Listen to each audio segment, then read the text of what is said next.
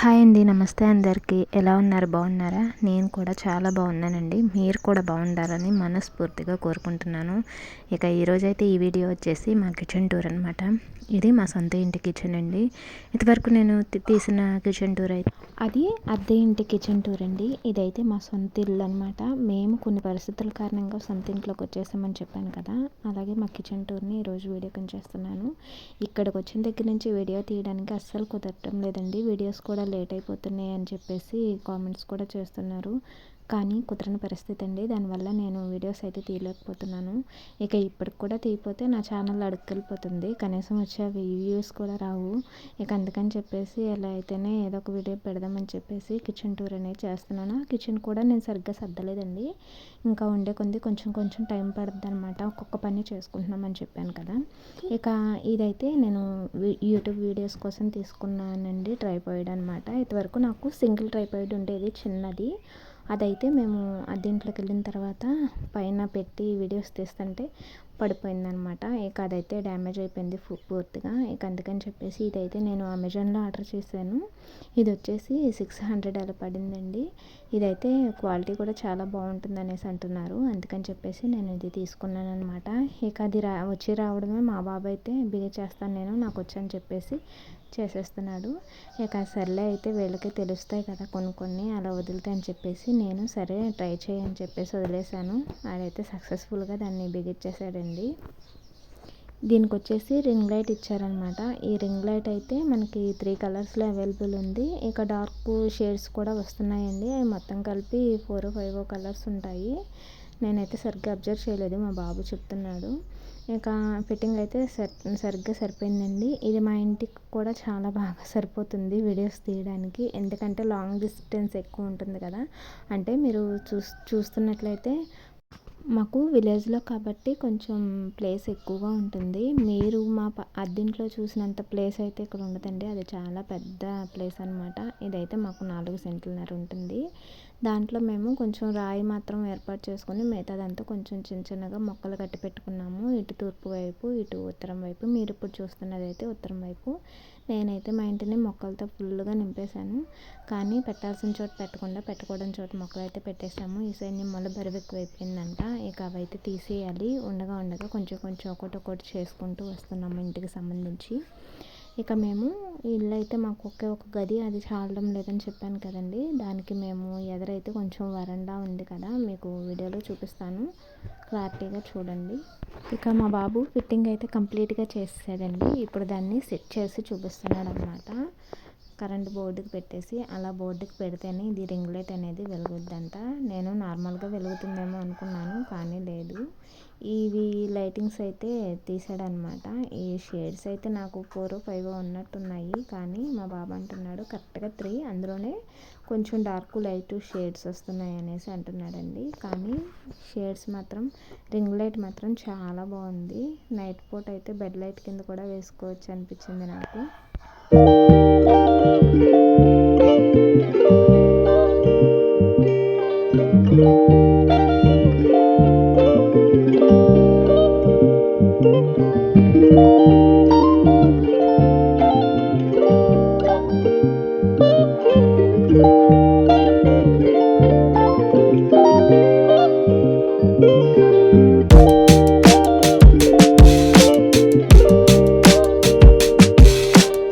ఇక దాని సంగతి అయితే పక్కన పెడితే ముందు మా కిచెన్ టూర్కి వచ్చేద్దామండి. ఇదైతే మాకు ఇంటికి ఎదురుగా ఉన్న వరండా అనమాట. అంటే మేము గది తిప్పుకుందాం అనుకునేది ఇప్పుడు ఈ ప్లేస్ని.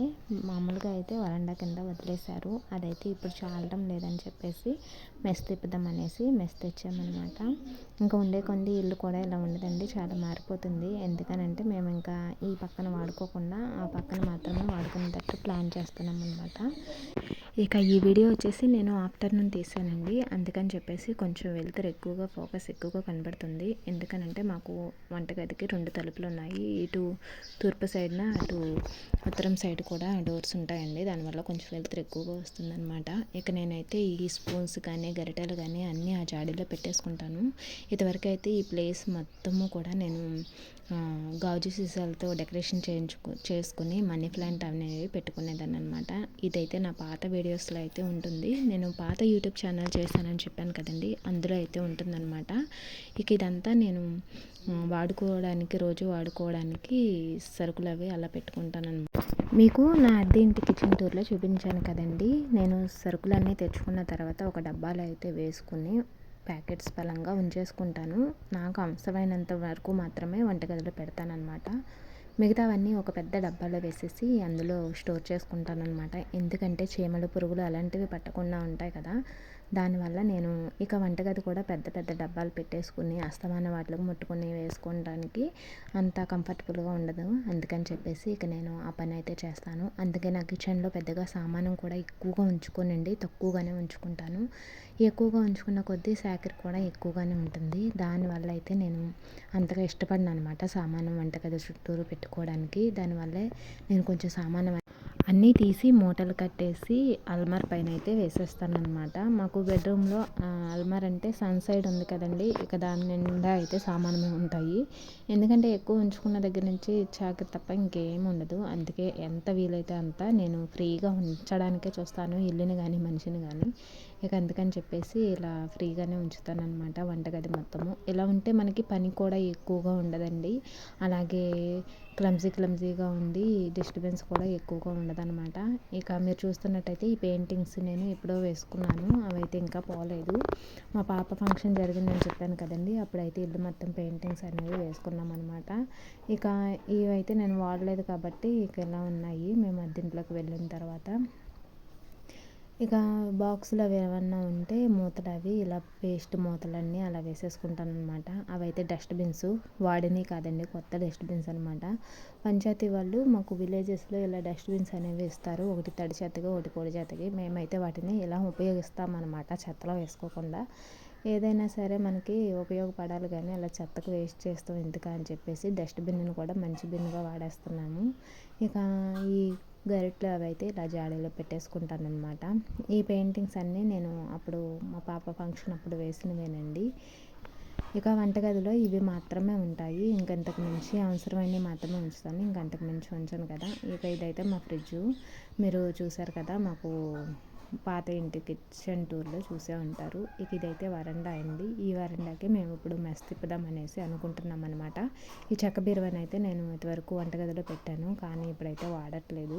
అందుకని చెప్పేసి బయట పెట్టేసాము. ఇంకా కొన్నాళ్ళ తర్వాత దాన్ని కూడా తీసేసి బయట పెట్టేస్తాను. ఇదంతా మెస్ తిప్పుకుంటే మాకు 2 గదుల కింద ఉంటాయి కదా, ఇక ఈ పక్కకు వచ్చి వంట చేసుకోవాల్సిన అవసరం ఉండదు. ఇటు మెస్ కట్టేసుకుంటే వంట కూడా అందులోనే పెట్టుకోవచ్చు అని ప్లాన్ చేస్తున్నాము. మరి ఏమవుద్దో ఇంకా తెలీదు.